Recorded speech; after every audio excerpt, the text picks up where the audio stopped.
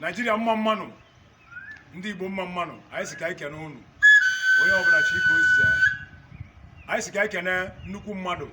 Honourable Joshua Opia, nnukwu mmadụ anyị kenere Opia na anyị si na ọ ga-adịrị gị na mma, odogwu na Delta, Opia ọ ga-adịrị gị na mma, ome ọgọ mere ọgọ gawa, ezigbo mmadụ oju na ụka eme ọgọ, anyị si ka anyị kenere gị aka na-alụ chọọchị, ọ ga-adịrị gị na mma